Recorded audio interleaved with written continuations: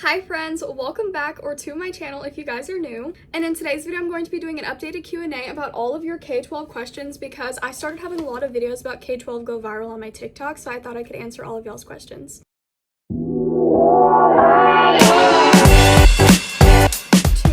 I did want to go over quickly too, like the backstory of why I chose online school because I have been asked my story a ton. Starting back at the very last few weeks of my 7th grade year in middle school, COVID actually started. It was actually during our spring break, so that's why they switched us to online school. We were only supposed to do it for 2 weeks. As everybody knows, we had like a 2-week period where we couldn't do anything, but by the time the 2 weeks came up, the world still needed to be shut down, so we ended up just doing online school for the last couple weeks of school. By the time my 8th grade year rolled around, majority of my classmates actually did go back into our middle school, but I'm gonna be completely honest with you guys, I just didn't want to. Number one, I really liked working at home. I've always been somebody that never really liked collaborating with my classmates. I know that might sound terrible, but I honestly just always ended up doing all the work by myself. I felt that I was starting to get my confidence back, and I just felt like I was a lot happier at home, so I just didn't want to go back to school and honestly just have to go through bullying and low self-esteem issues all over again. So I did my entire 8th grade year just through my regular school district, but by the time high school came around, I did have to make a tough decision because they weren't offering online school at the high school near me. Me and my mom went back and forth a ton on if we wanted to do homeschooling, or we looked at a ton of different online programs, but we did end up choosing K-12 because I honestly just liked the flexibility that they had. Not only did they have that flexibility factor, they also had a ton of different schools in Texas that could fit the needs of a bunch of different students. For instance, K-12 has a school called Tiva in Texas, which we were debating between,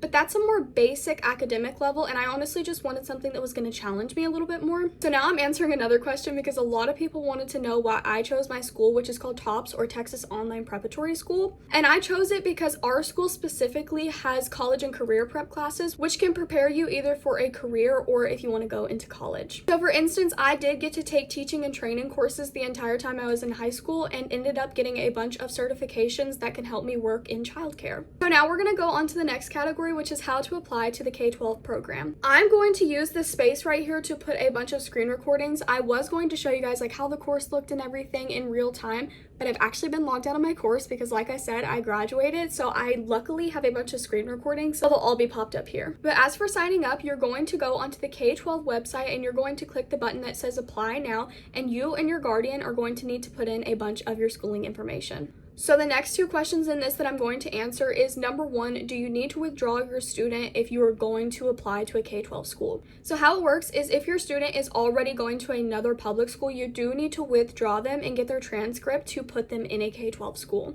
That's another part of it, is if it's summertime, let's say for instance your kid is going for 8th grade, but for high school they want to do K-12, you need to go to that high school that their transcript was sent to so that you can send that to the K-12 school that you choose. I also had another question of what kind of classes they offer, and I'll give you guys kind of like a brief overview, but I'm not in school this year, so I can't tell you all of the classes, but I do think you can look them up. I did want to say before we start talking about what kind of courses are offered, this is all going to depend on which school you choose and what state you're in. I do recommend quickly going on the K-12 website and just looking up what schools are near you, not only so you can see what they offer, but also because you're going to be able to see what kind of classes they offer at that individual school. But for my school, which again was Texas Online Preparatory School, we were a college and career prep high school, so we had a bunch of classes, like I said, that are teaching and training. There are classes you can take to be certified as a CNA. There are classes that you can take for engineering and computer science and all sorts of classes like that. But you do actually get to pick out your classes, which I know we got asked a lot. Right before school starts, they will send you a form,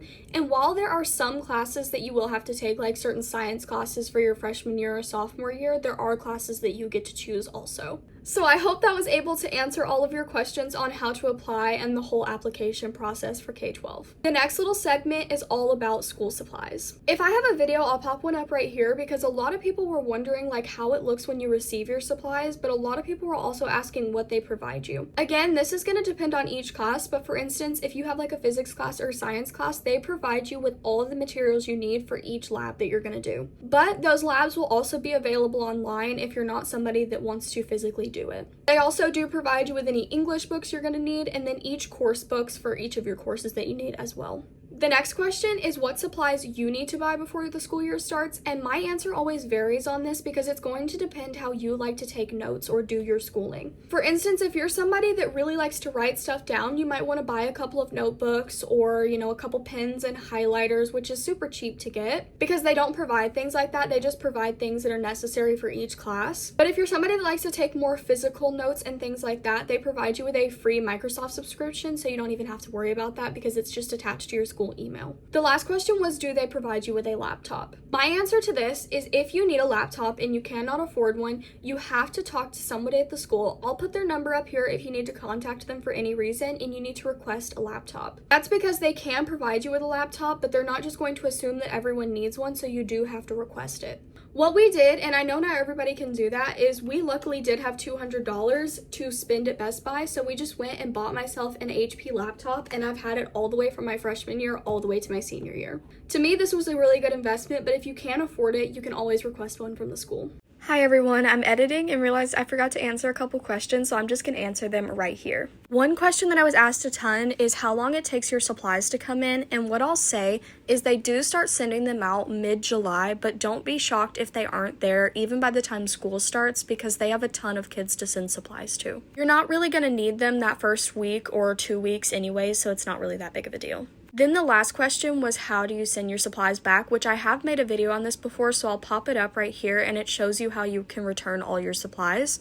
Essentially, they just send you a packing slip and then you just package up all your supplies. They tell you which ones you need to send back and then you just put the packing slip on there and you take it to a shipping store and it's completely free to you to send your supplies back. Back to the video now. The next segment is all about your first week, which is actually orientation week. One of the biggest common misconceptions I see is people say, for instance, I'm starting school August the 9th, which technically you are, but that entire first week is going to be orientation week. So don't go into it expecting that you're going to be doing a ton of work because it's just going to be the basic stuff to get you started. That first week, you are going to meet with your principal. Sometimes it's multiple times just so they can go over the basics of how the online learning system works. And then that first week, you're also going to be meeting with your teachers just so you can kind of get to know them and know what time they have tutoring, and also so you can learn your class times, so it's super important that you go to them. Learning your class times is super important because that's how you can see how your schedule is going to be for at least the first semester. That first orientation week, you are also going to have to take an assessment called a BOYA, which is also called a beginning of the year assessment, and that would be for any classes that you would have a STAR or state test in. Which, to just go off on a small other question that I had, you do have to take state testing because a common misconception about K-12 is that it's a homeschool program, which yes, you do school at home, but it is an online public school, so you have to take state standard testing in any public school that you go to. But you do have to go take it in person as you would any other state test in a regular public school. Don't worry about it. They don't make you talk to the other kids. You literally get there at a location that they picked out. Mine, for instance, last time I took it was at the University of Texas at Arlington, and we were in small conference rooms. You literally take it. The second you're done, they call your parent, or you can get in your car and leave. You don't have to sit there the entire time like you would in a regular public school.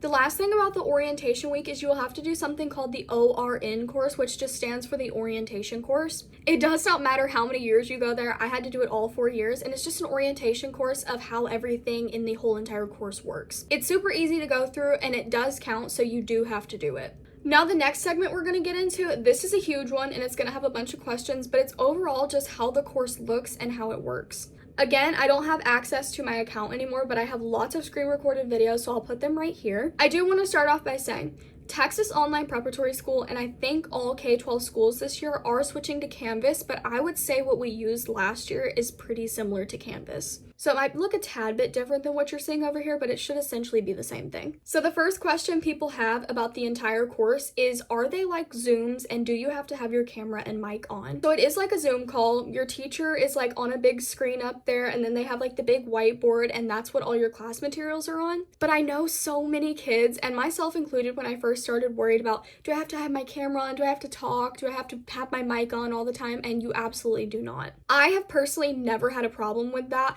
I have always just had teachers say that they would just like you to participate in the chat so they know that you're really engaged in the lesson. Again, you guys have to think that sometimes there can be upwards of 300 kids in your class. If you guys all had your cameras on, it would completely cause your system to crash. For instance, when we do our counselor lessons, there are sometimes 500, 600 kids in that one video call. So they usually tell kids no one should have their camera on because a lot of times it causes problems. The next question I had is, how will my schedule look? Again, this is going to completely depend on what classes you take, but I am going to give you guys like a basic schedule and how it should look. So the first thing is all of your core classes, math, science, social studies, you will have those one time a week. That means one time a week you will join a live class with all of your classmates and you will essentially go over the entire module for that week. Then if you are in any college and career prep courses or just like the extracurricular classes, you will have those twice a week. For the college and career prep courses, that's because you do have to reach a certain amount of time by the end of the year that you had to have been in that class. Then at least for last year, we had to meet with our counselor one time a week. And basically in there, they just do like they would in a regular public school where they talk about, the 7 mindsets and things like that. Then once a quarter, you will have to meet with your counselor just to make sure you are on the right road to graduate. I had a lot of people asking questions about how many credits are required. For my school in particular, I think they say in Texas 22 is the minimum, but for my school 26 was the minimum.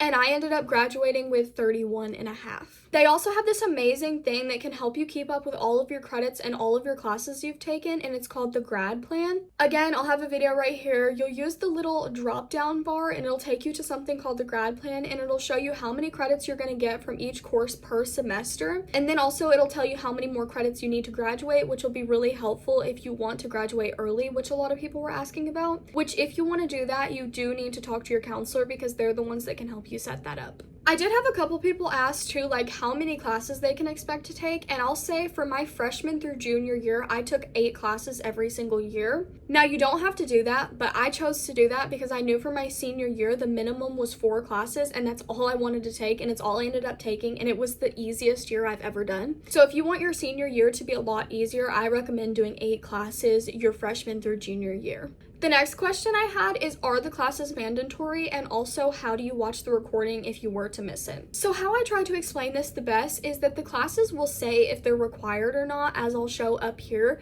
but if you have to miss it for like a doctor's appointment or if you just have something that you need to do, you can watch that recording to get the attendance from that class. I'll show here how you watch the recording. It's super simple. You just watch it all the way through. You can take your notes like normal, and it kind of looks like if you were in the class still, but it's just the recording. So yes, the classes are required. Like, try your best not to sleep through them. I can't say I never did that, but try your best. But if you can't make it, just watch the recording and that'll count as well. Which does lead me to another question, because a lot of people were asking how attendance works, and I'll say that was one of the most confusing things about K-12. My biggest tip, and you need to write this down right now, is you have to be logged in by 10 to 11 a.m. for your attendance to count that day. And I want to tell you guys right now, I have had my attendance marked off before by simply logging into my account but then not clicking around in it. So even if you don't have any classwork for that day, you still need to go into one of your classes and click around in a module for it to count the attendance. I don't know why it's like that, but it is. But make sure you're logged in by 10 or 11 a.m. even if you don't have a class, because that's how they count your attendance. I also had a lot of people asking about late work and if they take points off, so I wanted to explain that a little bit. So basically how it works, this is one of my favorite parts of the schooling, is you never get late points off no matter how late your work is turned in. So we have something called lock dates. Let's just say you start school August 9th and the first lock date is October the 11th. That means all of your work from August 9th to the week before October 11th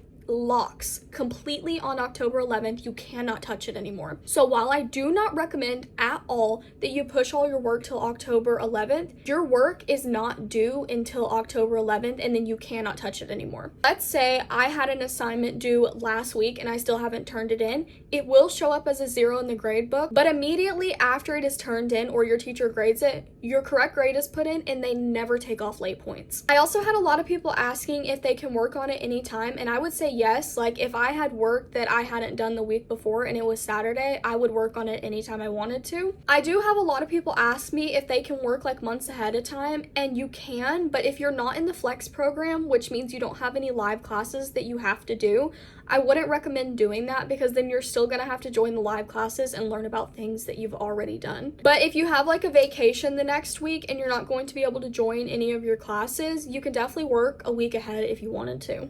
The last question I have in this little segment is how hard was it / how many hours did I do work? My first thing I'm going to say about this is it's going to be as hard as you make it. I had this conversation with someone the other day, and the kids that I see complain about it the most are the same kids who never get up when their classes are happening, so then they're not getting the instruction from their teacher. Or they're simply waiting until, for instance, October 11th to turn in all their assignments, and then they're mad if their teachers aren't able to get the grades in time. Now, I would say how many hours I worked completely depended on how many classes I had a day. There would be some days, like for instance, my junior year, it was usually Wednesdays that I had no classes at all, so I would usually just do 1 hour or 2 hours of classwork. But honestly, the classwork is not as hard as people make it seem, and it's way easier to me than it was in public school. So I usually did no more than 2 hours of schoolwork a day, but that's just schoolwork. If I did have classes all the way from 9 a.m. to 3:45 p.m., I don't know if you would count that, but it's just going to completely depend on how your schedule is. The next little segment we had is a lot of people were wondering how do they socialize with other kids. I'm gonna be completely honest with you guys, I did not have this problem because I do not like to socialize with other kids my age, but I know a lot of you guys like to. So the first way you can socialize with other kids your age is the clubs that K12 offers. Don't get me started trying to list off all the clubs to you guys. I'm pretty sure you can look it up, but they did have like a book club, they had like a video game club, but there was a bunch of clubs. I'm pretty sure there would be one that piques everyone's interest. I was just always salty because they never had anything to do with social media. But you can also be a part of like the yearbook club, which does help make the digital and physical yearbook, which we do get the opportunity to buy. The next way you can socialize is in-person meetups. I was lucky enough, now this wasn't directly through the school, but it was through like an online program. But a bunch of online students from a bunch of different programs, including K12, got to meet up at the Dallas Galleria Mall, and I got a completely free ticket to ice skate for like 2 or 3 hours. But your actual school will do things like a cleanup in the park where you can hang out with people, or there'll be like a meetup at Cane's. But they will tell you those about a semester in advance, and then they'll also remind you like a week before it happens, so you can sign up for those things if you want to as well. They also have something called the K12 zone, which is actually how they started doing pod time, which I didn't personally like, which if you guys didn't know, I've talked about it before, but pod time was basically like a homeroom. I love my homeroom teacher, I hope she's doing well, but it was basically at the very beginning, it was like a live class like once a week where you got to meet with the kids, but then it turned into once a month in the K12 zone, which is basically, the best way I can explain it is if you guys ever played Pop Tropica, that's kind of what it's like. It's basically like a little video game and you can chat in there with them, and that's how kids will hang out too. I think you get the opportunity once a week to go in there at certain times. I think it's like lunchtime. Last thing I wanted to talk about in this part is prom, which I've got asked so many times about. I do hate to break it to you guys, but prom is only for seniors and we don't have homecoming or anything like that. And prom is a couple hours after graduation at the same venue that graduation is at. I didn't attend it because, again, I don't like being around other kids, but I do know that a lot of kids attended it, so I hope they had a bunch of fun. The last segment is about graduation, which I'm excited because I finally can tell you guys all about it since I did graduate June the 6th. So the first question everybody wanted to know was, do you actually get to walk for your graduation? I will pop up a bunch of pictures here. I did get to walk. It was at an in-person venue. I want to say it was the Davidson Grady Alumni Center in Dallas, and it was a great venue. It was a little bit small for as many kids that we had because we had a ton of kids graduating, you guys. They had to split it up into 5 different ceremonies in one day. But yeah, you do get the opportunity to walk. You get handed the diploma, you get to shake their hand and take a picture just like you would in a regular in-person school. But if you're not into that, they do have the option to, number 1, graduate online through like a little Zoom ceremony, or number 2, you can choose to just not walk and get your diploma sent to you in the mail. I will say a lot of people were asking about the diploma, so I will show you guys mine in just a second, but I was under the impression that we weren't getting our diplomas in person, but then they handed me this bag when I got there and it literally had all my stuff in it. So for all of you asking, yes, you do get a diploma because, again, common misconception, this is a real school. Colleges do accept this. I had that asked too. This is literally just a regular public school, and this is what it says on it. I know a lot of people were wondering if it's going to have your school name, and it does. And then again, on the inside, it's just a regular smegular diploma. Also in this bag, they give you a bunch of different documents. Number one, I received a presidential award. I know, I'm super smart, so they put that in here. Then they also gave us this, and I will actually put a picture of it on the screen because I know a lot of people would be interested to know this information, but it's what all of the cords mean that you get, which I had asked also. Yes, you do get cords. I got 2 cords. This is what they look like. They just give you to them there, and then you put them on and wear them the entire ceremony, and then you get to keep them. They also did give me another document, which I'm not going to show, but it tells me all of the grades that I ever had and then my GPA, which ended up being a 4.6, you guys. Which that's why I say this online school is so amazing, because there is no way that I would have gotten a 4.6 GPA at a regular brick and mortar school. I took the most basic level classes the entire time in high school, and I still ended up with a 4.6 GPA, so can you. Well, it's me again, and I realized I did forget to talk about one more thing before this video ended, and that was about your cap and gown. A lot of people were asking if they provide you with your cap and gown, which they do not, so you can either purchase it through Jostens, which is a lot more expensive because they come in packages, or we also had the opportunity to buy them off of Amazon, which ended up being way cheaper. It was only $20 for the cap, gown, and tassel. You just have to make sure you buy it in the correct color for your school. And then I just wanted to show you guys my cute little cap in case you didn't get to see it. It did have a bow hanging off of here, but it's in this bag and I don't want to get it out. It's so adorable, you guys, and I did add you guys in over here because you guys have honestly been a crucial part of me just developing and being so much more confident the entire time I've been in high school. So I just wanted to give a big shout out to you guys because I love all of you. And then the last thing I just wanted to talk about is my overall experience with K-12. I just wanted to say, I absolutely loved my experience. I know online school is not for everybody, but if you're an introvert like me and you honestly just want to work on your school, but also pursue your other dreams, I definitely recommend online school. That's another thing I wanted to say. If I went to a regular brick and mortar school, I would have never started social media. But when I started it, every administrator that I told, every teacher that I told, they were nothing but respectful and supportive of my dreams. I know a lot of people that go to our school do professional sports and they need extra time to be able to do their sports and not have to worry about doing so much time at school. A lot of kids that go there, again, do social media like me, or they're entrepreneurs and run their own business. So if you're just needing a little bit more flexibility, it's perfect. I never had any problems with teachers at that school, and I just overall loved my experience, and I would do it over 1,000 times again. I loved it so much that when I have children, they will do online school because I just had such a positive experience with it. So if you guys are feeling uneasy about it, as always, my inbox is always open. You can ask me any questions you have. And I just want to say, if you want to do it, just do it because it's going to be the best experience of your life, and you still get to experience everything that you would in a brick and mortar school, just at your own home and with more flexibility. Anyways, thank you guys for listening to me for this long. I hope you guys enjoyed this video, and I hope I could answer all your questions. If I didn't, you can always drop them down below. Feel free to ask me more questions and I can always answer them for you. Don't forget to like this video and don't forget to subscribe because I am trying to grow my YouTube channel more. And I just want to say I love you guys so much, and again, thank you for being such a big part of my high school experience. You guys truly gave me so much confidence, and I'm so glad I can now help you guys. I love you guys so much, and I hope you have an amazing day. Bye, guys.